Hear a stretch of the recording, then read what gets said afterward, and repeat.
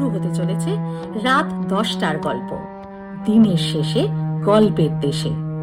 এখন থেকে প্রতি মাসের তৃতীয় শনিবার শুনবেন ছোট্ট ছোট্ট দুঃখ সুখ দিয়ে গড়া টান টান উত্তেজনার গল্প। শেষের পরেও যার রেশটুকু থেকেই যাবে। তবে আর দেরি না করে দিনের ক্লান্তি ভুলে মনের জানালা খুলে সাবস্ক্রাইব করুন আমাদের চ্যানেলে রাত 10টার গল্প, দিনের শেষে গল্পের দেশে। গল্পে উচ্চারিত শব্দ মূল কাহিনী অনুসারে উচ্চারিত। রাত 10টার গল্প কোনোভাবেই মদ্যপান, ধূমপান বা যে কোনো ধরনের ক্ষতিকর অভ্যেসকে সমর্থন করে না। মদ্যপান স্বাস্থ্যের পক্ষে অত্যন্ত ক্ষতিকর। সচেতন থাকুন, সুস্থ থাকুন। রবীন্দ্রনাথ ঠাকুর ছিলেন ভারতবর্ষের এক মহান কবি, সাহিত্যিক, দার্শনিক ও সমাজ সংস্কারক। তিনি 1861 সালের 7ই মে কলকাতার জোড়াসাঁকোর ঠাকুর পরিবারে জন্মগ্রহণ করেন। তিনি কবিতা, গান, গল্প, উপন্যাস ও নাটক রচনার মাধ্যমে বাংলা সাহিত্যকে বিশ্ব দরবারে প্রতিষ্ঠিত করেন। 1913 সালে গীতাঞ্জলি কাব্যগ্রন্থের জন্য তিনি নোবেল পুরস্কার লাভ করেন। তাঁর আদর্শ, সাহিত্য ও চিন্তাধারা আজও আমাদের জীবনে অনুপ্রেরণা যোগায়। গুরুদেবকে শ্রদ্ধা জানিয়ে আমাদের আজকের গল্প ছুটি। গল্প পাঠে মাখন কুনাল, ফটিক বসুমিত্র, মামা অজয়, মামি শ্রাবণী, মা জয়িতা, কথক সঞ্জয়, সঙ্গীত ও সম্পাদনা কিরণ, নাট্যরূপ শ্রাবণী। শুরু হতে চলেছে আমাদের আজকের গল্প, রবীন্দ্রনাথ ঠাকুরের লেখা ছুটি।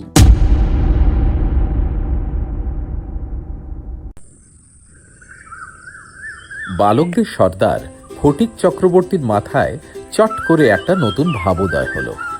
নদীর ধারে একটা প্রকাণ্ড শালকাঠ বাস্তুলে রূপান্তরিত হওয়ার প্রতীক্ষায় পড়েছিল। স্থির হলো সেটা সকলে মিলে গড়িয়ে গড়িয়ে নিয়ে যাবে। যে ব্যক্তির কাঠ আবশ্যককালে তার যে কতখানি বিস্ময়, বিরক্তি ও অসুবিধা বোধ হবে তা উপলব্ধি করে বালকেরা এ প্রস্তাব সম্পূর্ণ অনুমোদন করল। কোমর বেঁধে সকলে যখন মনোসংযোগের সাথে কাজে প্রবৃত্ত হওয়ার উপক্রম করছে, এমন সময় ফটিকের কনিষ্ঠ ভাই মাখনলাল গম্ভীরভাবে সেই গুঁড়ির উপর গিয়ে বসল। ছেলেরা তার এইরূপ উদার ঔদাসীন্য দেখে কিছুটা বিমর্ষ হয়ে গেল। একজন এসে ভয়ে ভয়ে তাকে একটু আধটু ঠেলল, কিন্তু সে তাতে কিছুমাত্র বিচলিত হল না। এই অকাল তত্ত্বজ্ঞানী মানব সকল প্রকার ক্রীড়ার অসারতা সম্বন্ধে নীরবে চিন্তা করিতে লাগিল। ফটিক এসে আস্ফালন করে বলল, দেখ, মার খাবি, এই বেলা ওঠ। সে তাতে আর একটু নড়ে চড়ে আসনটি বেশ স্থায়ী রূপে দখল করে নিল। এই রকম স্থানে সাধারণের কাছে রাজ সম্মান রক্ষা করতে হলে অবাধ্য ভাইয়ের গণ্ডদেশে তৎক্ষণাৎ এক চড় কষিয়ে দেওয়া ফটিকের কর্তব্য ছিল। সাহস হলো না, কিন্তু এমন একটা ভাব ধারণ করলো যেন ইচ্ছে করলেই এখনই ওকে রীতিমতো শাসন করে দিতে পারে। কিন্তু করল না, কারণ আগের চাইতে তার আর একটা ভালো খেলা মাথায় উদয় হয়েছে, তাতে আরেকটু বেশি মজা আছে। তাই সে প্রস্তাব করল, এখনকে শুদ্ধ এই কাঠ গড়াতে আরম্ভ করা যাক। মাখন মনে করল এটাতে তার গৌরব আছে, কিন্তু অন্যান্য পার্থিব গৌরবের মতো এটার আনুষাঙ্গিক যে বিপদের সম্ভাবনাও আছে সেটা তার কিংবা আর কারো মনে উদয় হলো না। ছেলেরা কোমর বেঁধে ঠেলতে আরম্ভ করলো। মারো ঠেলা হাইয়া, শাবাশ জোয়ান হাইয়া, মারো ঠেলা হাইয়া, শাবাশ জোয়ান হাইয়া, মারো ঠেলা হাইয়া, শাবাশ জোয়ান হাইয়া। গুড়ি এক পাক ঘুরতে না ঘুরতেই মাখন তার গাম্ভীর্য, গৌরব এবং তত্ত্বজ্ঞান সমেত ভূমিসাৎ হয়ে গেল। খেলার আরম্ভেই এই রকম আশাতীত ফললাভ করে অন্যান্য বালকেরা বিশেষ আনন্দিত হয়ে উঠল, কিন্তু ফটিক কিছু শশব ব্যস্ত হল। মাখন তৎক্ষণাৎ ভূমিশয্যা ছেড়ে ফটিকের উপর গিয়ে পড়ল, একেবারে অন্ধভাবে মারতে লাগলো।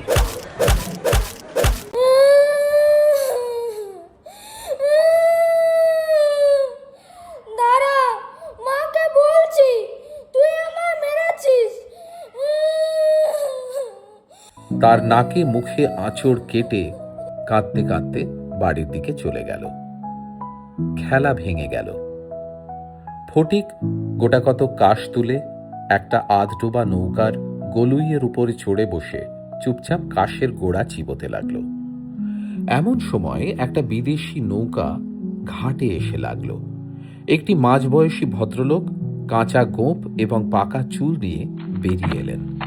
বালককে জিজ্ঞেস করলেন, এই খোকা, আরে চক্রবর্তীদের বাড়ি কোথায় জানো? বালক ডাঁটা চিবোতে চিবোতে বলল, ওই যে ওই দিকে। কিন্তু কোন দিকে যে নির্দেশ করলো কারও বোঝার সাধ্য রইল না। ভদ্রলোকটি আবার জিজ্ঞেস করলেন, আহা, আরে কি মুশকিল, কোথায়, কোন দিকে? এই আজকালকার দিনের ছেলে ছোকরাদেরকে নিয়ে আর পারা গেল না। সে বলল, জানি না। ফটিক জানি না বলে আবার আগের মতন ঘাসের শিকড় থেকে রস গ্রহণে প্রবৃত্ত হলো। বাবুটি তখন অন্য লোকের সাহায্য অবলম্বন করে চক্রবর্তীদের বাড়ির সন্ধানে চললেন। প্রায় সাথে সাথে বাঘা বাঘ দিয়ে এসে বলল, ফটিক দাদা, মা ডেকেছে, চলো। যাব না, যাব না, যাব না, যাব না। যাবি না মানে? মা ঠাকুরুন তলব করেছেন, চলো, যেতেই হবে, চলো। বাঘা তাকে জোর করে আড়কোলা করে তুলে নিয়ে গেল। ফটিক নিষ্ফল আক্রোশে হাত পা ছুটতে লাগলো। আমাকে ছেড়ে দাও, ছেড়ে দাও বলছি। আমি কিছুতেই যাব না, যাব না, যাব না, কিছুতেই যাব না। ফটিককে দেখে তার মা অগ্নিমূর্তি হয়ে বললেন, তুই আবার মাখনকে মেরেছিস? না, মারিনি তো। ফের মিথ্যে কথা বলছিস। কখনো মারিনি। মাখনকে জিজ্ঞাসা করো। কিরে মাখন?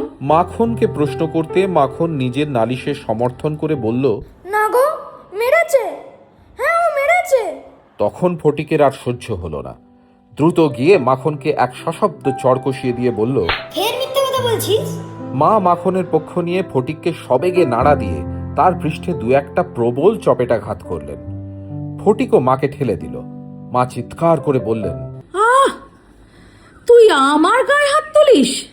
এমন সময় সেই কাঁচা পাকা বাবুটি ঘরে ঢুকে বললেন, আহা, কোথায় গেলে সব? কি ব্যাপার, এত গোলযোগ কিসের? কি হচ্ছে তোমাদের, হ্যাঁ শুনি?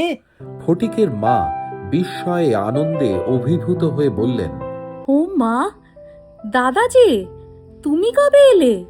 বলে গড় করে প্রণাম করলেন। বহুদিন হলো দাদা পশ্চিমে কাজ করতে গিয়েছিলেন। ইতিমধ্যে ফটিকের মার দুই সন্তান হয়েছে, তারা অনেকটা বেড়ে উঠেছে, তার স্বামীর মৃত্যুও হয়েছে, কিন্তু একবারও দাদার সাক্ষাৎ পাননি। আজ বহুকাল পর দেশে ফিরে এসে বিশ্বম্বরবাবু তার ভগিনীকে দেখতে এসেছেন। কিছুদিন খুব সমারোহে গেল।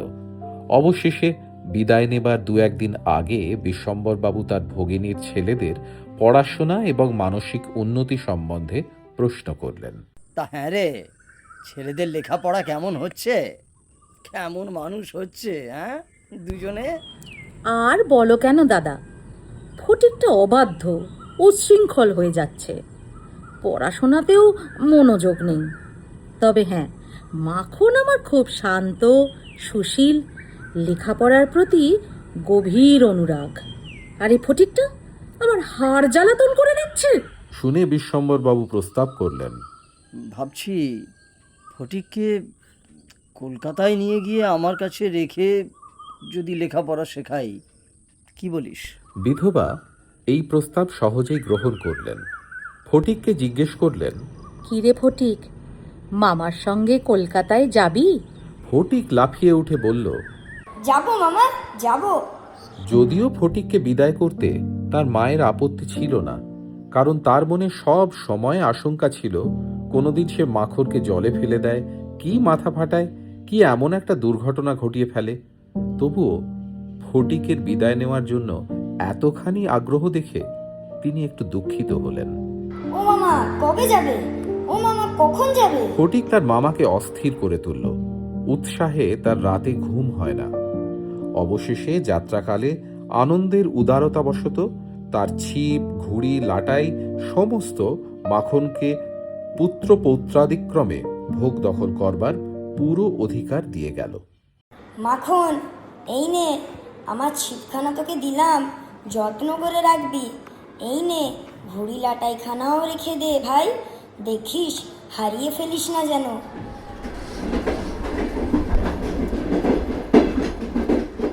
কলকাতায় মামার বাড়ি পৌঁছে প্রথমত মামির সঙ্গে আলাপ হলো। মামি এই অনাবশ্যক পরিবার বৃদ্ধিতে মনে মনে যে বিশেষ সন্তুষ্ট হয়েছিলেন তা বলতে পারবো না। তার নিজের 3টি ছেলেকে নিয়ে নিজের নিয়মে ঘরকন্যা পেতে বসে আছেন।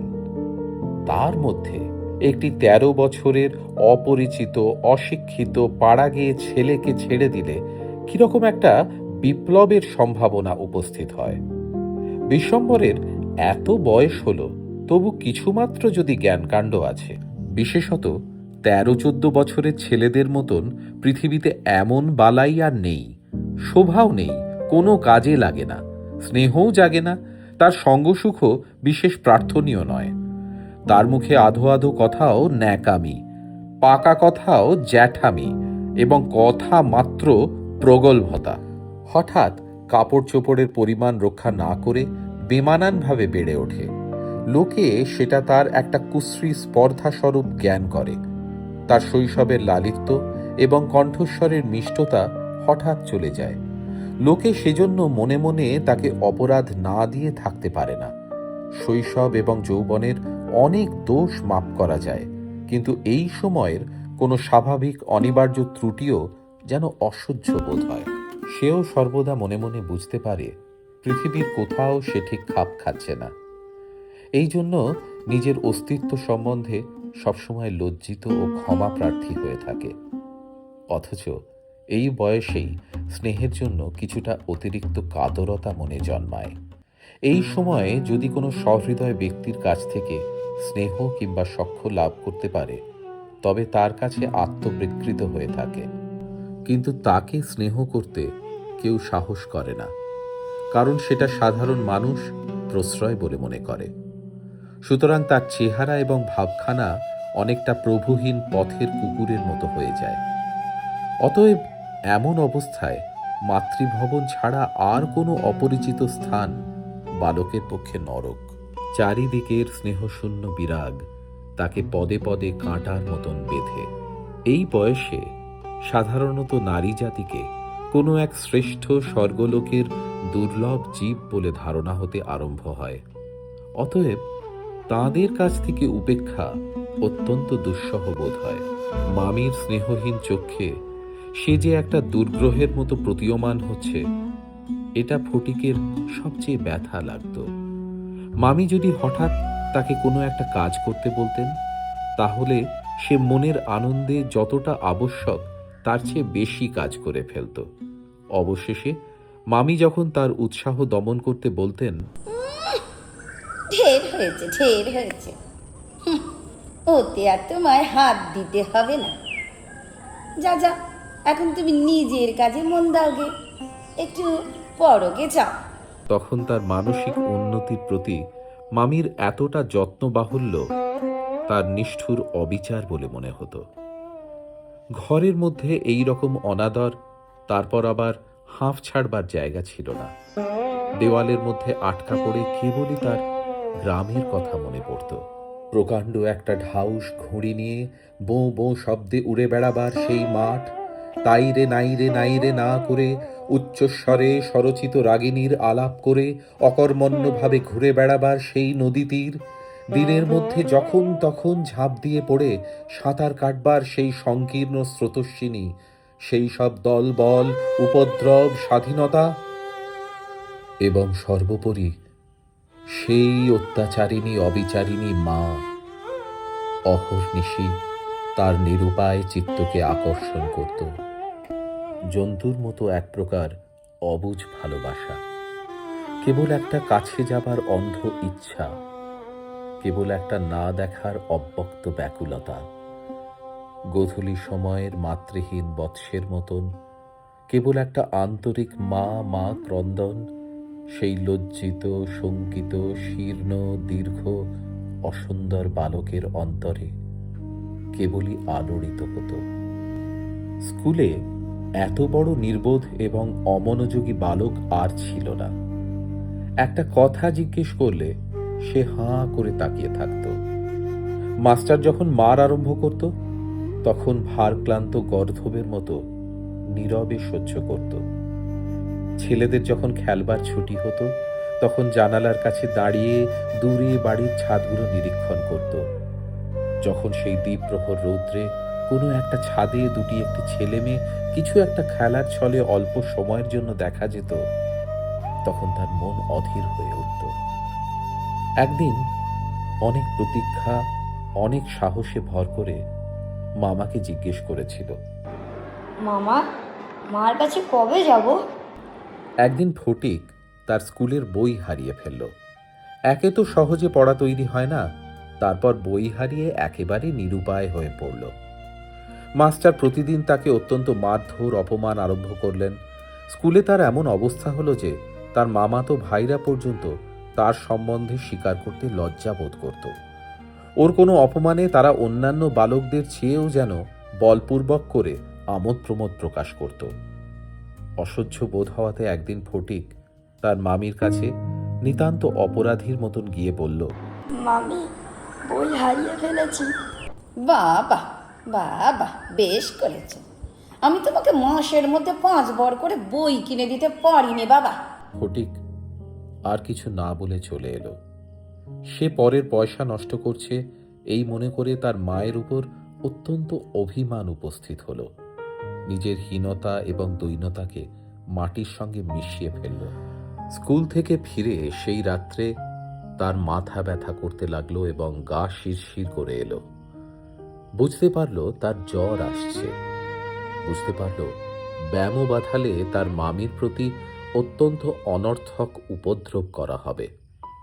মামি এই ব্যামোটাকে যে কিরূপ একটা অনাবশ্যক অকারণ জ্বালাতনের স্বরূপ দেখবে তা সে স্পষ্ট উপলব্ধি করতে পারল।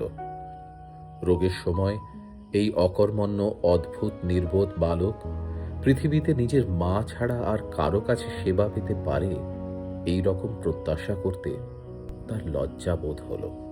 পরদিন ভোরবেলা ফটিককে আর দেখা গেল না। চতুর্দিকে প্রতিবেশীদের ঘরে খোঁজ করে তার কোনো সন্ধান পাওয়া গেল না। সেদিনে আবার রাত্রি থেকে মুষলধারে শ্রাবণের বৃষ্টি পড়ছে, সুতরাং তার খোঁজ করতে লোকজনকে অনর্থক অনেক ভিজতে হলো।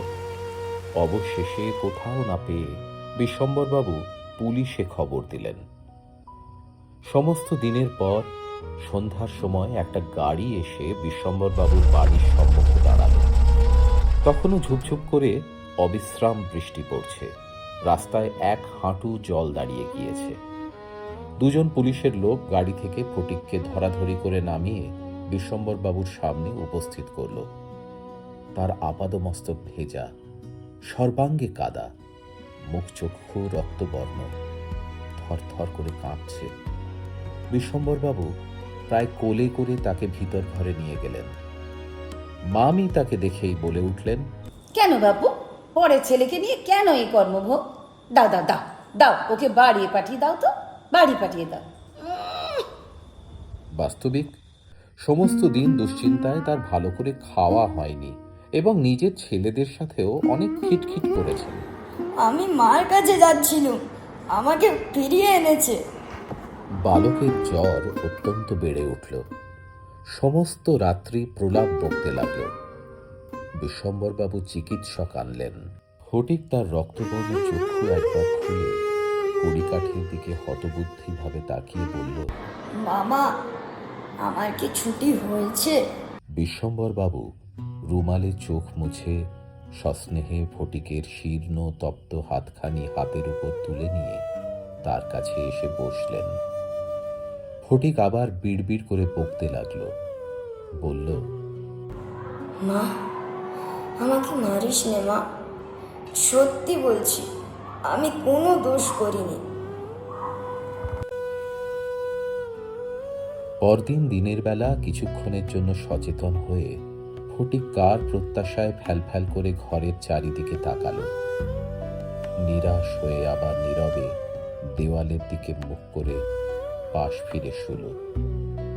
বিশ্বম্বরবাবু তার মনের ভাব বুঝে তার কানের কাছে মুখ নিচু করে মৃদুস্বরে বললেন, ফটিক, চুপ কর বাবা, চুপ কর।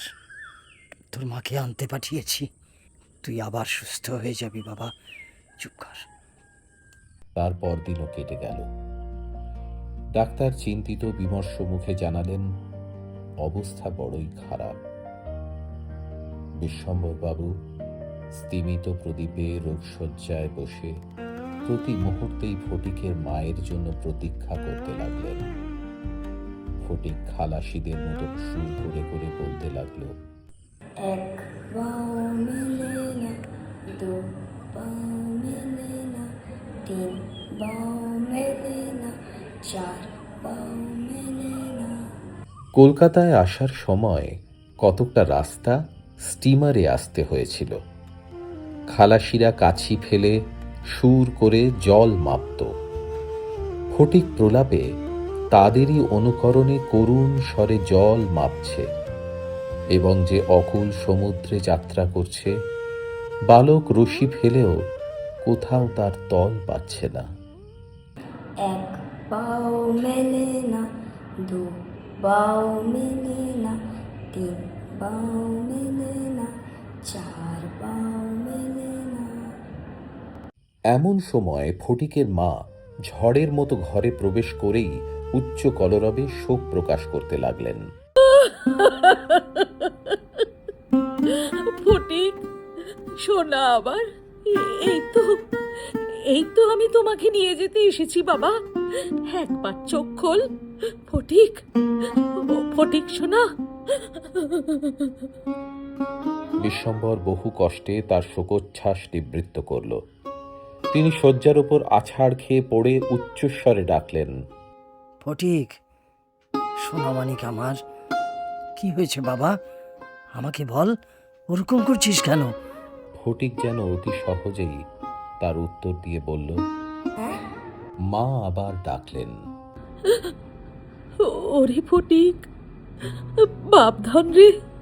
ফটিক আস্তে আস্তে পাশ ফিরে কাউকে লক্ষ্য না করে মৃদুস্বরে বলল, মা, এখন আমার ছুটি হয়েছে মা, এখন আমি বাড়ি যাচ্ছি।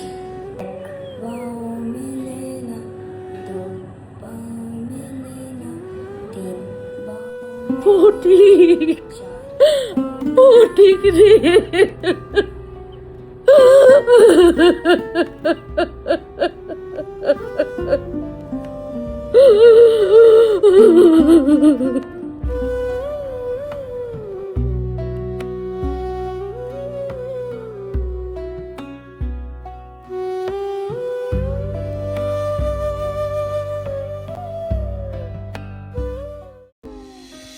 গল্প পাঠ যদি আপনাদের ভালো লেগে থাকে তাহলে লাইক, শেয়ার ও কমেন্ট করে আমাদের সাথে থাকুন।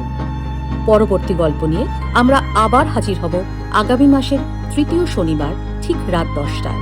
শুভরাত্রি।